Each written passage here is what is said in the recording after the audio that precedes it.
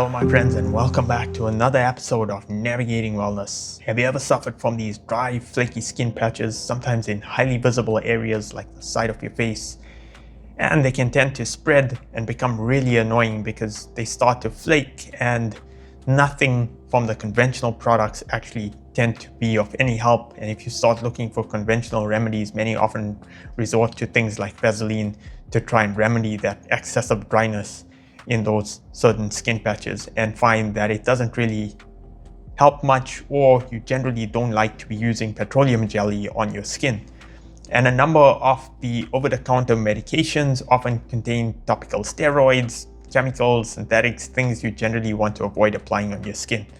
Now, if you're living in colder climates, harsher climates, this can be even more annoying because of the weather conditions that tend to result in this excessive drying of your skin. And so this was something that I struggled with for many years, having excessively dry skin, and none of the conventional lotions or anything do much help.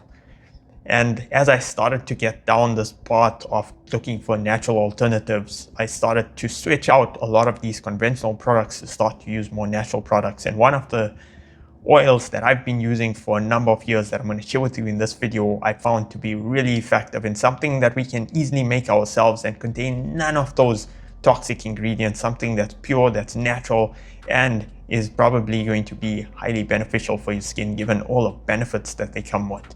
So without further ado, I don't want to waste any time. Let's get right into what is this special oil that I've been using for so many years. Now, it's a mixture you create by yourself. All you do is you buy the ingredients, they're easily available. You can get them from most natural health stores, and then you just mix the oils yourself and you can apply it to your skin. This is something that I found to work really, really well. Now, you may want to test this out on a small patch of your skin to see if it actually agrees with your skin. However, generally, these two oils tend to work well on most people. However, as always, do your own research and be mindful that maybe you might be one of those odd cases when it doesn't agree to your skin. But let's get into it. So the two main oils that I generally tend to use, the number one oil is jojoba oil. Now this is excellent for applying on the skin. It's very lightweight. It doesn't have that very greasy feeling. It's also, make sure that it's organic. You don't want to be getting any of these processed oils, hydrogenated oils. Make sure it's organic, it's cold pressed. That will ensure that you're using a good quality oil.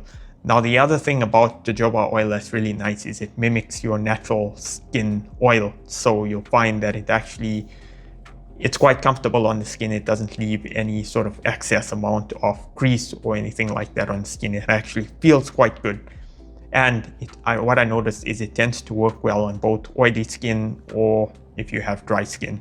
It also is rich in vitamin E and antioxidants, which makes it a really good oil for skin application. But if you're someone that suffers from very dry skin, this is probably not going to be good enough by itself.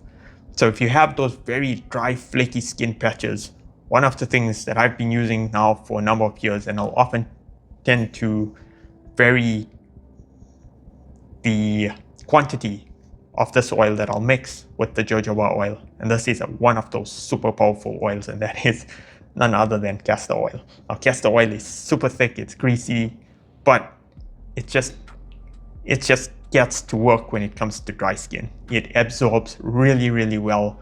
It ensures that when you have those very dry skin patches, it gets into the cells itself and starts lubricating it, and you'll find that after a few days of application, it will result in your skin being smooth and no longer having those dry skin patches. So generally what I tend to do is I take about a quarter of the castor oil and then 3/4 of the jojoba oil, and then I'll take something like a essential oil. So the essential oil that I really like, and this is more just to get the smell of the castor oil out and try and make it smell much more nicer and much more pleasing to you, so you don't get that castor oil smell, and that is frankincense oil. So I'll take this essential oil and just add a few drops of it to that mixture and then use that as my body lotion. Now, you can always vary the quantities. If you find your skin is excessively dry, you can add a bit more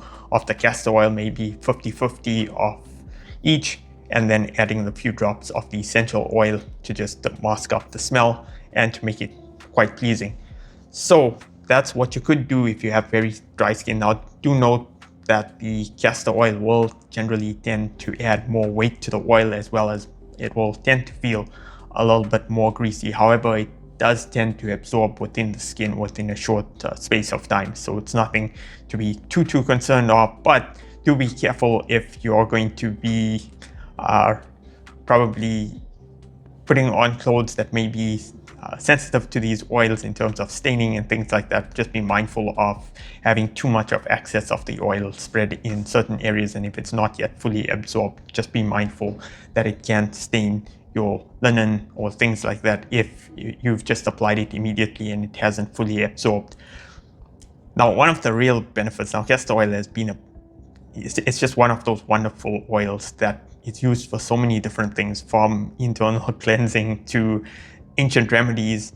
Now, many people who come from traditional Indian homes will know that their grandparents often used to use castor oil or rub castor oil in the kids' hair, in the grandkids' hair, and the reason is it's just so powerful for treating things like dandruff, dry, flaky scalp.